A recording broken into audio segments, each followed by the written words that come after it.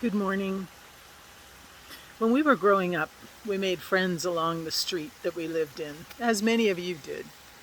And my mom made good friends too. She belonged to a bowling league for women, and one of the women lived down the street from us. And that woman and her husband owned a swimming pool.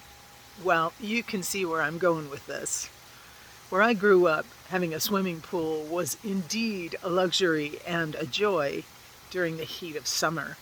And this woman very kindly offered us access to her pool almost every day. On the weekends, sometimes my dad would come with us, and either my mom or my dad would stand in the center of the pool trying to teach us to be unafraid of the water. And we'd stand on the edge and jump to them in the center of the pool. They'd catch us, therefore alleviating any anxiety, worry, right? Because our strong mom and dad was right there with us to make sure that we were safe. This week I read something online about St. Therese the Little Flower, growing up in a home where, as many of you know, both her parents were canonized saints as well. So a mom and dad saint raising a child saint and a couple of other kids too, created an environment where I'm sure safety and love were expressed. Not perfectly, but maybe consistently.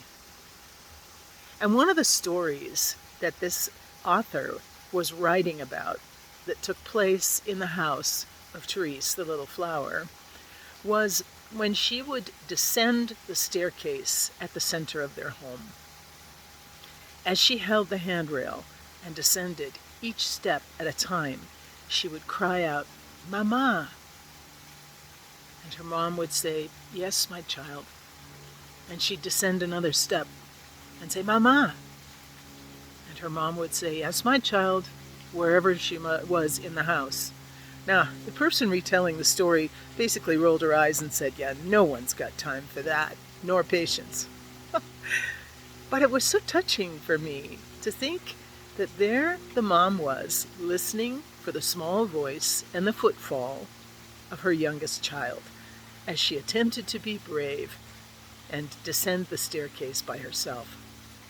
That confidence that Therese had in her mom, to know that yes, she was there, so she could do the brave thing moving forward. That ability to express consistency in love is something that largely belongs to God. We are going to fail at it. Our inconsistency, our mood swings, our temperaments, what happens in the world around us, if we got up on the wrong side of the bed, these are all factors that often mitigate how kind, how patient, how loving we can be. And yet, the encouragement is there.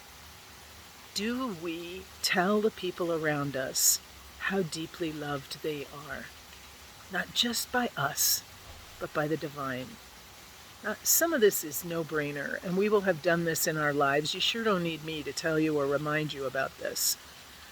But the connection of all of these images, my parents standing in the pool, St. Therese's mom saying, "Yes, my child," as she inched her way down the stairs, how important it is that we give each other affirmation and encouragement, that we get reminded by one another how deeply loved we are by the divine. The voice of a stranger, you for example, can often say something or touch something that a familiar voice cannot. We often numb ourselves to the voices around us that we've heard 100 times before. So what effort can I make today that will help deeply connect the love of God to the person I'm talking to? Can I raise awareness? Can I stoke a tiny little flame to life in them? Helping to remind them that they are deeply loved, that they are not alone, and that as they take step by step in their life each day, the divine is there saying, "Yes, my child, I'm here. I'll take care of what you cannot control and what you are most afraid of."